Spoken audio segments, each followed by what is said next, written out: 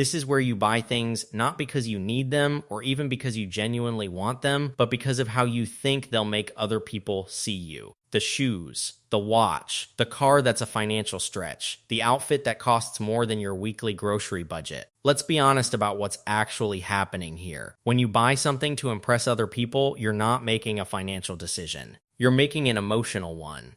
You're trying to buy a feeling, the feeling of being respected, being seen, being enough. And the reason that's so dangerous is because that feeling never lasts. You get the thing, you feel it for maybe a day or two, and then you need the next thing to get that feeling back. It becomes a cycle. The psychological reason people do this is simple.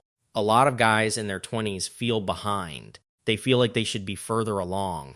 And when you feel like you're not enough internally, try to fix it externally. You use material things to close the gap between who you feel like you are and who you want people to think you are. The fix here is blunt. Before any purchase over a certain amount, say $50, ask yourself one question. Am I buying this because I actually want it or because of how it makes me look? That one question, if you're honest with yourself, will save you thousands of dollars a year. And this one's a little counterintuitive, so stay with me.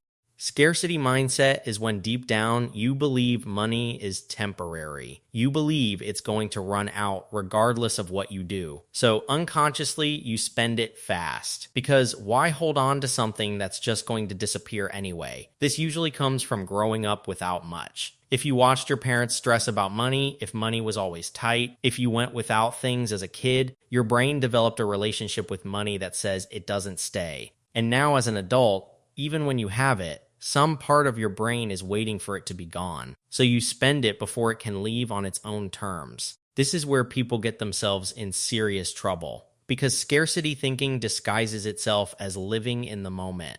You only live once. Life's short. Might as well enjoy it. And enjoying your money isn't wrong. But there's a difference between intentional enjoyment and unconsciously burning through your income because holding on to it feels uncomfortable. The real issue here is trust. You don't trust that money can stay with you. So you need to train yourself to experience what it feels like to hold on to money. Start small, even if it's $100 sitting in a separate account untouched for 30 days. Let it sit. Get comfortable with having it. You're literally rewiring the psychological relationship you have with money.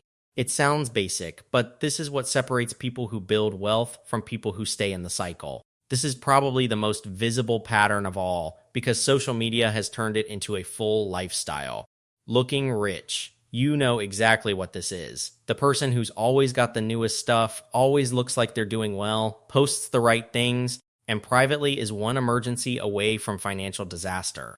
Here's the contrast I want you to think about. There are two types of people. One person drives a regular car, lives below their means, doesn't flex online, and quietly has $10,000 saved and growing in an index fund. Another person is leasing a car they can't afford, has the latest phone on a payment plan, looks the part on Instagram, and has $47 in their checking account. Society looks at the second person and thinks they're winning.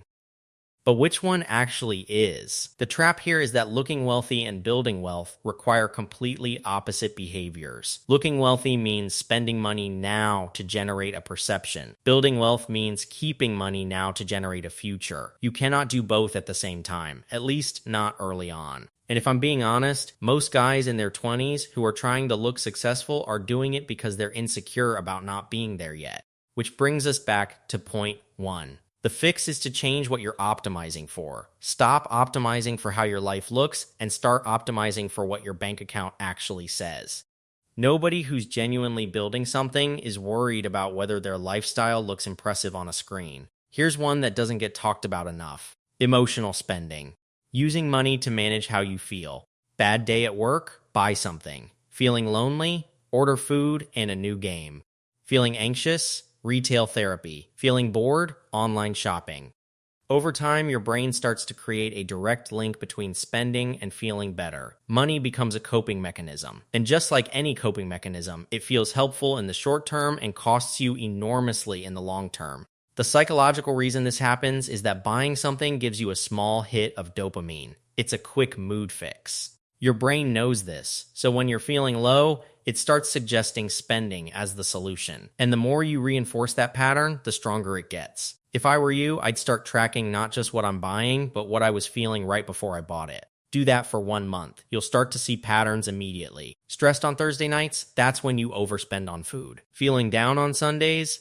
That's when you impulse buy things you don't need. Once you can see the emotional trigger, you can interrupt the pattern, replace the behavior, go for a walk, hit the gym, call someone. The point isn't to never feel bad. The point is to stop letting how you feel dictate where your money goes. This last one is the most frustrating to watch because it happens right when people are finally getting it together. Self-sabotage after progress. You've probably experienced this. You have a good month. You saved some money, you felt disciplined, things were moving. And then suddenly, you blow it.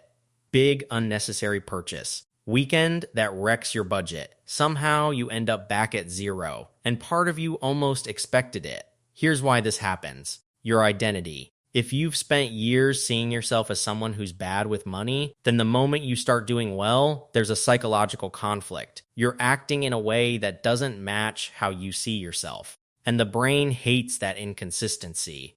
So it sabotages the progress to bring you back to the identity it knows. This is what keeps people stuck more than anything else. Not the spending, not the income.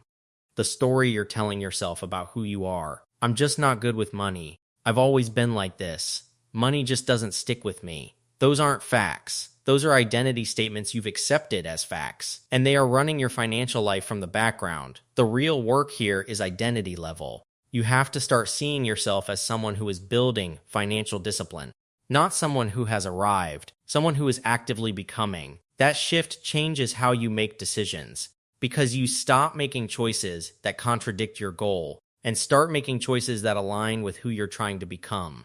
The moment your income hits your account, money should be automatically moving to savings or investing before you can touch it. Take the decision out of your hands entirely. Willpower is unreliable. Automation is not. Even if it starts at $50 or $100 a month, start. The habit matters more than the amount right now. The work isn't complicated. It's just honest. And honestly, that's the most expensive thing most people never invest in. If you got value from this, drop a like down below. It genuinely helps the channel grow and helps more people find this kind of content. Hit that subscribe button if you're new. We talk about this stuff all the time, and I'll see you in the next one.